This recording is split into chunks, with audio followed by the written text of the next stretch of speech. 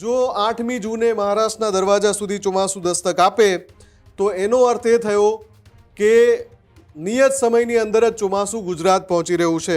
પણ આ જે આઈએમડીનું જે એલર્ટ છે એમાં ગુજરાતનું નામ નથી. अभी तो गुजरात के लिए स्पेसिफिक डेट नहीं बताया गया. આ બંને સિસ્ટમ અત્યારે અલનીનોનો સામનો કરી રહી છે અને ગુજરાતમાં વ્યાપક માત્રામાં વરસાદ પડે એ પ્રકારનો દિશા નિર્દેશ કરી રહી છે. हाँ, अभी जो अनुकूल परिस्थितियां बना हुआ है, अगले 2-3 दिन में मानसून का आगे बढ़ने का स्थिति बनी है. 14મી જૂન પછી ગુજરાતમાં ચોમાસાનું વિધિવત આગમન થઈ શકે છે. 15 जून गुजरात में ऑनसेट का नौका है. એટલે કે ભારતના નકશાને તમે જોવા જાઓ તો દક્ષિણના તમામ રાજ્યોની ઉપર ચોમાસું પહોંચી રહ્યું છે. જે 3 દિવસ હું કહી રહ્યો છું એ દરમિયાન સૌરાષ્ટ્ર અને દક્ષિણ ગુજરાતના કેટલાક વિસ્તારોમાં વરસાદ પડી શકે છે.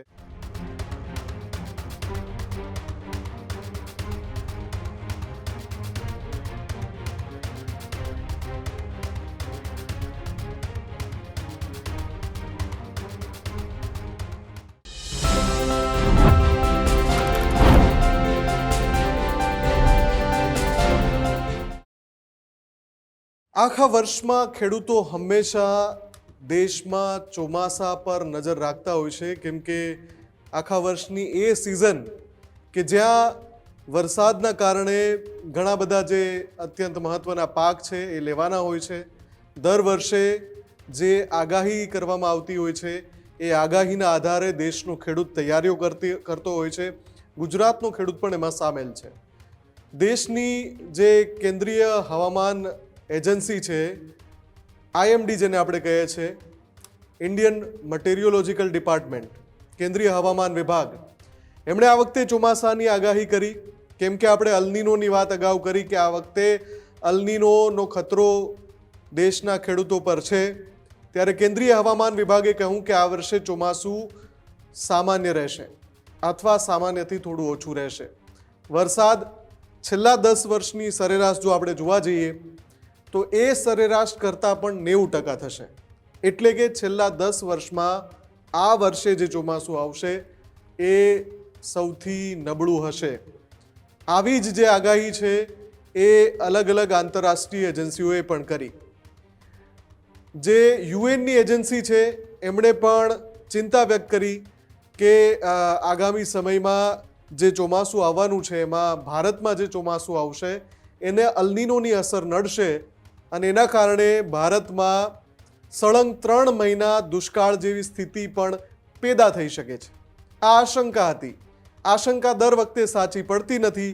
એટલે આપણે આજે એ વાત કરીશું કે શું આ વખતે ચોમાસાના જે સંકેતો મળી રહ્યા છે, કેન્દ્રીય હવામાન વિભાગ અને આંતરરાષ્ટ્રીય હવામાન એજન્સીઓ છે એમના અનુમાન પ્રમાણે જ ચોમાસું આગળ વધી રહ્યું છે કે પછી ખરેખર ચોમાસું દર વર્ષની માફક ખેડૂતો માટે શાનદાર રહેવાનું છે. આની પહેલાં આપણે વાત કરી હતી અલનીનો ઇફેક્ટની, ત્યારે પણ કહ્યું હતું કે 2 આશીર્વાદ સ્વરૂપ સિસ્ટમ છે ભારતમાં. એ સિસ્ટમના કારણે બની શકે છે કે અલનીનોની અસર જ ન વર્તાય.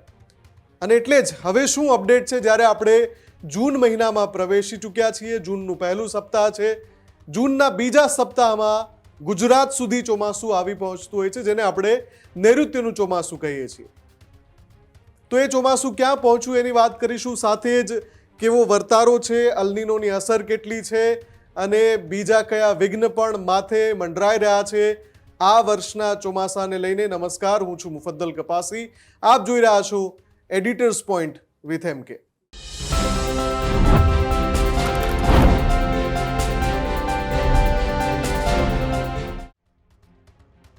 સામાન્યતઃ આપણે ત્યાં કેરળમાં ચોમાસું પહોંચે એટલે ગુજરાતનો ખેડૂત છે તૈયારી કરવા લાગે છે, કેમ કે કેરળથી ચોમાસું આગળ વધતા વધતા મહારાષ્ટ્રના દરવાજા સુધી પહોંચે.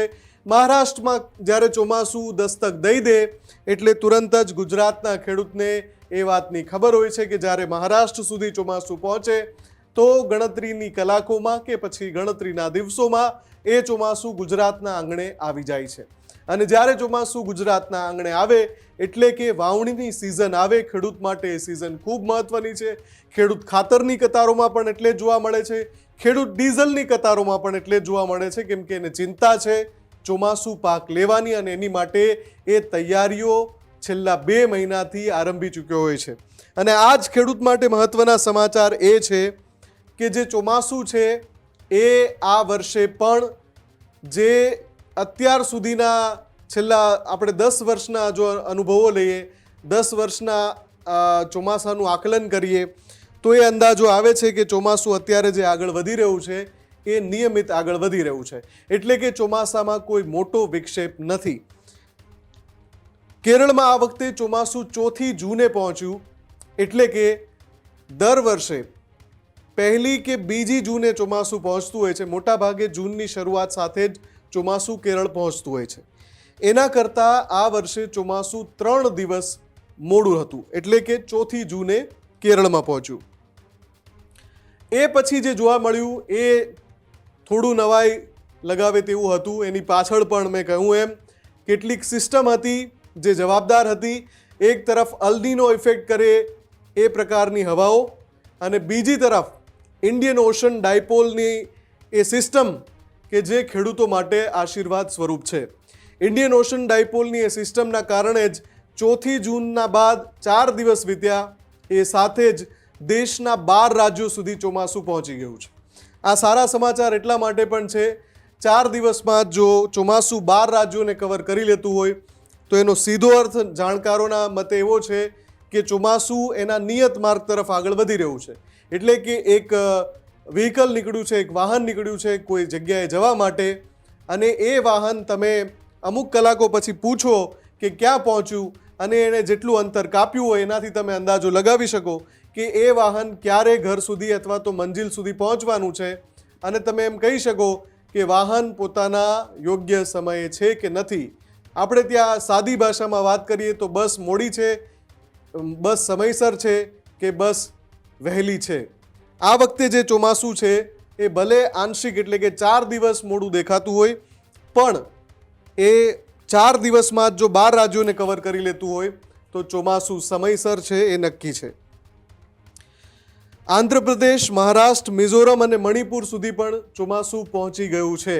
એટલે કે ભારતના નકશાને તમે જોવા જાઓ તો દક્ષિણના તમામ રાજ્યોની ઉપર ચોમાસું પહોંચી રહ્યું છે અને મહારાષ્ટ્રના દરવાજા સુધી દસ્તક દઈ ચૂક્યું છે. જો 8મી જૂને મહારાષ્ટ્રના દરવાજા સુધી ચોમાસું દસ્તક આપે તો એનો અર્થ એ થયો કે નિયત સમયની અંદર જ ચોમાસું ગુજરાત પહોંચી રહ્યું છે. હવે સીધો સવાલ એ છે કે ચોમાસું ગુજરાતમાં ક્યારે પહોંચશે. આઈએમડીએ જે એલર્ટ આપ્યું છે એના પ્રમાણે 7 થી 11 જૂન સુધીમાં, 7 થી 11 જૂનનો આ જે સમયગાળો આપ્યો છે એના પછીનું બીજું અપડેટ પણ હું તમને કહું છું, પણ 7 થી 11 જૂનમાં રાજસ્થાન, પંજાબ, હરિયાણા, દિલ્હી, ઉત્તર પ્રદેશ અને મધ્યપ્રદેશમાં પ્રી મોન્સૂન એક્ટિવિટી પહોંચી શકે છે અને હળવો વરસાદી ઝાપટા પડી શકે છે. આપણે ત્યાં આ પ્રકારનો વરસાદ પડે એટલે વાવણીની તૈયારીઓનો એ સમય ગણાય છે, પણ આ જે આઈએમડીનું જે એલર્ટ છે એમાં ગુજરાતનું નામ નથી.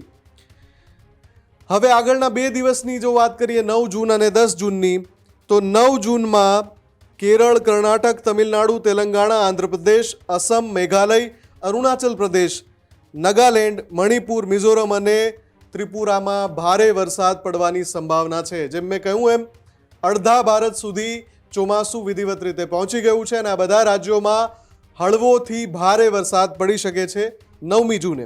હવે વાત 10મી જૂનની કરીએ તો 10મી જૂનમાં પણ કેરળ, કર્ણાટક, તમિલનાડુ, તેલંગાણા, આંધ્ર અને બિહાર, ઓડિશા, ઝારખંડ, પશ્ચિમ બંગાળ, આંદામાન નિકોબારમાં પણ વાવાઝોડા સાથે વરસાદની સંભાવના છે. એટલે કે એક નાનું એવું વિઘ્ન છે વાવાઝોડાનું, કેમ કે જ્યારે વાવાઝોડું આવે તો જે નિયત ચોમાસું છે એમાં એક વિઘ્ન ઊભું થતું હોય છે અને વરસાદ ડિલે થતો હોય છે. પણ અહીંયા પણ હવામાન વિભાગ કહી રહ્યું છે કે વરસાદ પડી શકે છે.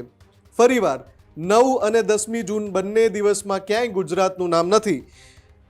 મોટાભાગે સંભાવનાઓ એવી જોવા મળી રહી છે કે 14મી જૂન કે એના પછી ગુજરાતમાં વરસાદી માહોલ થઈ શકે છે. એટલે કે નિષ્ણાંતોના કહેવા મુજબ 14મી જૂન પછી ગુજરાતમાં ચોમાસાનું વિધિવત આગમન થઈ શકે છે. તમે તારીખો મુજબ જોવા જાઓ તો ચાલુ સપ્તાહના અંતમાં જ સત્તાવાર રીતે ગુજરાતમાં ચોમાસું દસ્તક દઈ શકે છે અને એ તારીખ 14 અથવા 15 અથવા 16 જૂન હોઈ શકે છે. પણ આ જે 3 દિવસ હું કહી રહ્યો છું એ દરમિયાન સૌરાષ્ટ્ર અને દક્ષિણ ગુજરાતના કેટલાક વિસ્તારોમાં વરસાદ પડી શકે છે. આ હવામાનના જે જાણકારો છે એ અને કેન્દ્રીય હવામાન વિભાગ બંનેની આગાહી આ જ પ્રમાણેની છે, જેમાં વરસાદ આવી શકે છે. अभी अभी अभी जो वेदर सिस्टम अभी हमारे लिए इम्पोर्टेंट है. उत्तरी पाकिस्तान के पास एक वेस्टर्न डिस्टर्बेंस साइक्लोनिक सर्कुलेशन के रूप में 3.1 किलोमीटर ऊंचाई में स्थित है. उसके ऊपर एक ट्रफ भी बनी हुई है 5.8 किलोमीटर ऊंचाई में. उसका जो लगभग पोजीशन है 70 डिग्री ईस्ट और 31 डिग्री नॉर्थ है. जम्मू कश्मीर और उसके आसपास के क्षेत्र में एक साइक्लोनिक सर्कुलेशन स्थित है. उसका ऊपर 1.5 किलोमीटर ऊंचाई में उसका ऊपर एक ट्रफ है जो कि विस्तृत है उत्तर पूर्व अरब सागर तक. और एक साइक्लोनिक सर्कुलेशन दक्षिण पूर्व राजस्थान और उसका सटे हुए पश्चिम मध्य प्रदेश के साथ स्थित है जो 3.1 किलोमीटर ऊंचाई में स्थित है. और जो हमारा उनका जो स्पीड विंड का जो डायरेक्शन है राज्यों में दक्षिण पश्चिम से पश्चिम दिशा से पवन चलेगा. गुजरात कोस्टल बेल्ट पर क्या स्थिति बनी रहेगी? हाँ, कोस्टल बेल्ट में अभी जो स्थिति है पवन का दिशा दक्षिण पश्चिम दिशा से महली रहेगी और जो स्पीड रहेगा 15 से 20 नॉट गस्टिंग टू 25 नॉट, मतलब जो झोंका होगा 25 नॉट तक जा सकती है. कारण इसका कारण है स्टीप प्रेशर ग्रेड. मछुआरे के लिए कोई वार्निंग है? मछुआरे के भाई के लिए कोई वार्निंग. सर मॉनसून गुजरात में कब तक से? अभी तो गुजरात के लिए स्पेसिफिक डेट नहीं बताया गया है, लेकिन जो नॉर्मल डेट्स है 15 जून गुजरात में ऑनसेट का नॉर्मल डेट्स है. अच्छा सर, मॉनसून जो अभी केरल तक पहुंचा है तो आगे फर्दर बढ़ने के लिए क्या चांसेस? हाँ, अभी जो अनुकूल परिस्थितियां बना हुआ है अगले 2-3 दिन में मानसून का आगे बढ़ने का स्थिति बनेगी. સવાલ સૌથી મોટો એ પેદા થઈ રહ્યો છે કે શું આ સ્થિતિમાં ચોમાસામાં કોઈ વિક્ષેપ આવી શકે છે?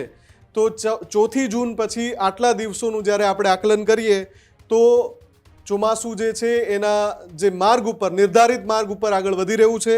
આઈએમડી ઉપરાંત અલગ અલગ જે વેબસાઇટ્સ છે કે જે હવામાનની આગાહી કરે છે અથવા તો ચોમાસાની પણ આગાહી કરે છે, એમના મુજબ પણ નૈઋત્યનું ચોમાસું વિધિવત રીતે આગળ વધી રહ્યું છે અને કોઈ વિક્ષેપની સંભાવનાઓ નથી દેખાઈ રહી.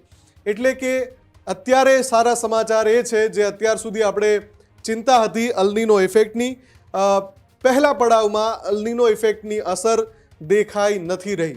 જ્યાં જ્યાં વરસાદ પડી રહ્યો છે, ચાહે એ મહારાષ્ટ્રના આજુબાજુ ગોવાની વાત કરીએ તો ગોવામાં પણ વરસાદ પડી રહ્યો છે, આંધ્રમાં પણ વરસાદી માહોલ છે. એ સિવાય એની આસપાસના જે વિસ્તારો છે ત્યાં પણ વરસાદ સારી એવી માત્રામાં પડી રહ્યો છે. એટલે કે અત્યારે વરસાદમાં કોઈ વિક્ષેપના સમાચાર નથી. જો ગુજરાતની ઉપરના રાજ્યોની વાત કરીએ, કેમ કે જ્યારે ચોમાસું નૈઋત્યનું ચોમાસું આગળ વધતું હોય છે તો એ કેરળથી પછી દક્ષિણના રાજ્યોને લેતા લેતા મહારાષ્ટ્ર સુધી આવે છે ને એ પછી ગુજરાતમાં વરસાદ પડે છે. પણ ઘણીવાર એવું થાય છે કે હિન્દ મહાસાગરમાંથી રાજસ્થાન અને હરિયાણામાં પણ ઘણીવાર એવું થાય છે કે ગુજરાત પહેલાં વરસાદ પડી જાય છે. તો અત્યારે જે વરસાદના અનુમાન જે છે રાજસ્થાનમાં એમાં પણ વાવાઝોડા સાથેનો વરસાદ છે. એટલે જે નિયત ચોમાસું હોય છે એ પ્રકારનો આ વરસાદ નથી. એક સિસ્ટમ જે છે જે અરબી સમુદ્રમાં બની છે, હિન્દ મહાસાગરમાં એક સિસ્ટમ બનેલી છે, એના કારણે આ બધા જિલ્લામાં આ બધા રાજ્યોમાં જે વરસાદ પડી રહ્યા છે એ નિયત ચોમાસું હજુ સુધી પહોંચ્યું નથી. સૌથી અગત્યની વાત એ છે, આ ડેટા જે મારી પાસે છે હું આ ડેટામાંથી આપને જણાવી રહ્યો છું. આ જે ડેટા છે એ કેન્દ્રીય હવામાન વિભાગનો ડેટા છે અને એમાં 8 જૂનથી 5 જુલાઈ, હવે જુઓ આ ડેટા ખૂબ જ અગત્યનો છે.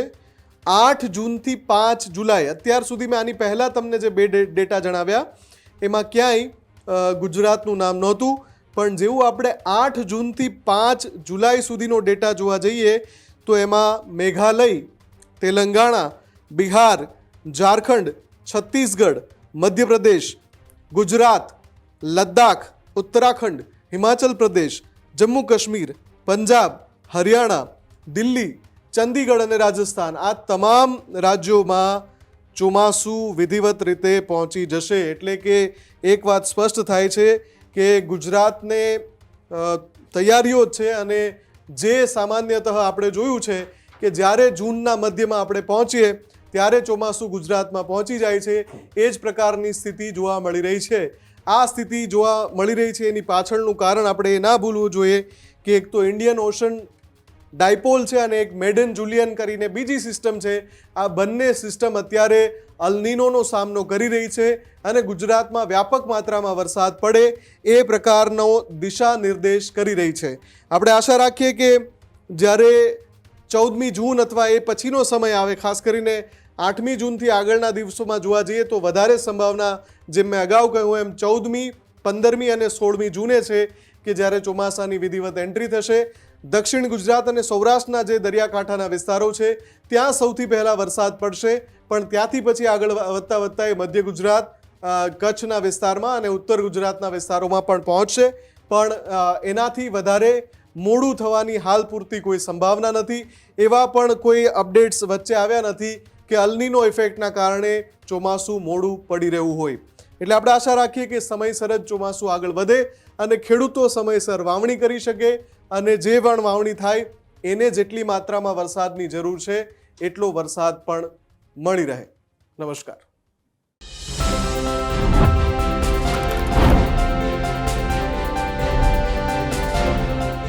આ જ પ્રકારની તમામ અપડેટ જોવા માટે ન્યૂઝરૂમ ગુજરાતને લાઇક, શેર અને સબસ્ક્રાઇબ કરવાનું ભૂલતા નહીં.